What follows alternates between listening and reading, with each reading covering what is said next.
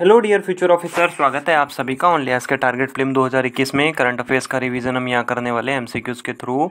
इन videos की playlist already बनी हुई है, आप वहाँ से चेक कर सकते हो। साथ ही साथ आप ओनली आज का टेलीग्राम चैनल अवेलेबल है, ओनली आज नथिंग एल्स के नाम से, आप उसे भी ज्वाइन कर सकते हैं। वहाँ पर आपको यूपीएससी स्टेट पी से रिलेटेड रिक्विजिट मटीरियल गाइडेंस आपको मिल जाएगा।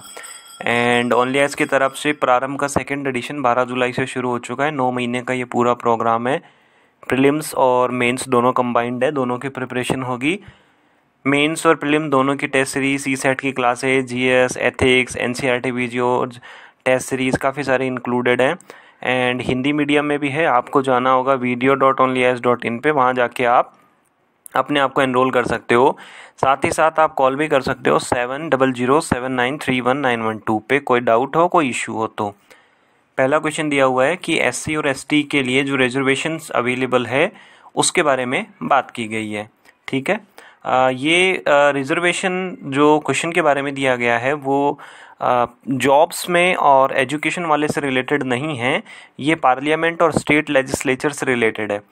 पहले में दिया है कि एससी और एसटी के लिए लोकसभा और स्टेट के लेजिस्लेटिव असेंबलीज़ में रिजर्वेशन अवेलेबल होता है on the basis of their population. मतलब अगर 10% पॉपुलेशन है तो अप्रॉक्सीमेट 10% सीटें आपके लिए रिजर्व जो हैं वो रहेंगी। दूसरे में बोला है कि एससी और एसटी के लिए रिजर्वेशन तभी तक ऑपरेशन में रहेगा जब तक उसे पार्लियामेंट सस्पेंड नहीं कर देती है। मतलब एससी और एसटी के लिए जो रिजर्वेशन की फैसिलिटी अवेलेबल है वो पार्लियामेंट की विम्स एंड फैंसीज़ के ऊपर डिपेंड करती है।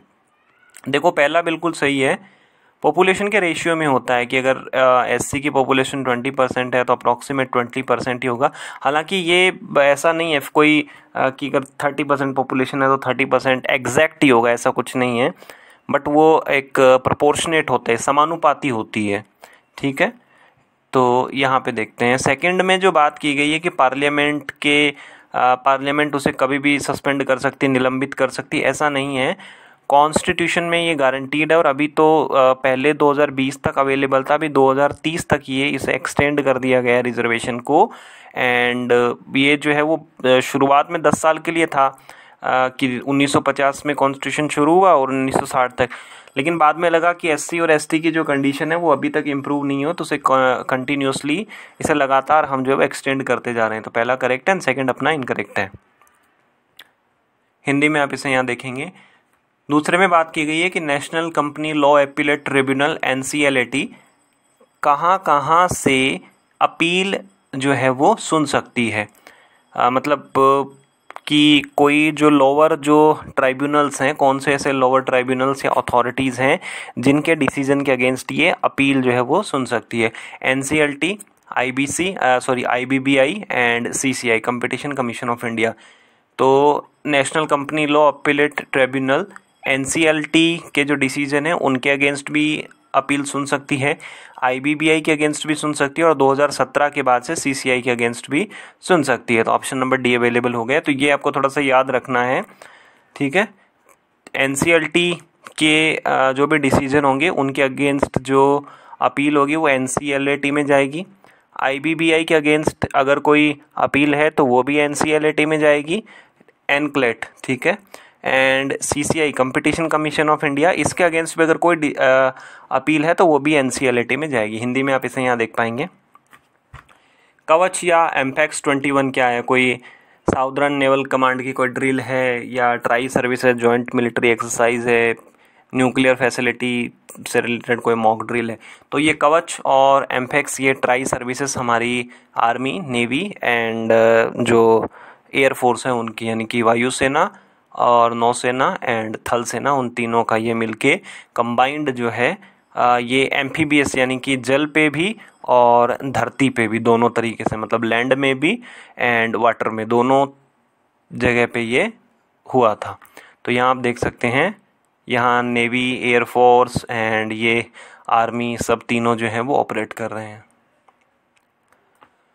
क्वेश्चन नंबर 4 बहुत ज़्यादा इजी है। नाथुला कहाँ पे लोकेटेड है? उत्तराखंड, अरुणाचल, सिक्किम। आंख बंद करके भी आप इसे तो कर सकते हैं। ये देखो अपना यहाँ रहा मैप, यहाँ आप देखोगे तो नाथुला का जो नाथुला है, नाथुला पास, नाथुला दर्रा यहाँ पे है, भूटान यहाँ टच होता है, Chumbi valley, Tibet, Nepal and China. तो आंख बंद करके भी इसे आप कर सकते हैं। सिक्किम यहाँ पे ऑप्शन नंबर सी यहाँ पे करेक्ट हो जाएगा। तो नाकुला पे जो है वो बॉर्डर स्कीमिशेस हुई थी, चीनी और भारतीय सैनिकों के बीच में यहाँ पे झड़प हुई थी। नाथुला एंड नाकुला ये दोनों जो है वो सिक्किम में ही लोकेटेड है। हिंदी में आप इसे यहाँ देख पाओगे, नाथुला यहाँ पे है एंड ये नाकुला यहाँ पे है शायद। Question number 5, north eastern council NEC के बारे में दिया हुआ है। 2 स्टेटमेंट दिए हैं। पहले में बोला है कि ये एक स्टैचुरी एडवाइजरी बॉडी है जो कि स्टेट रीऑर्गेनाइजेशन एक्ट 1956 के तहत बनी है।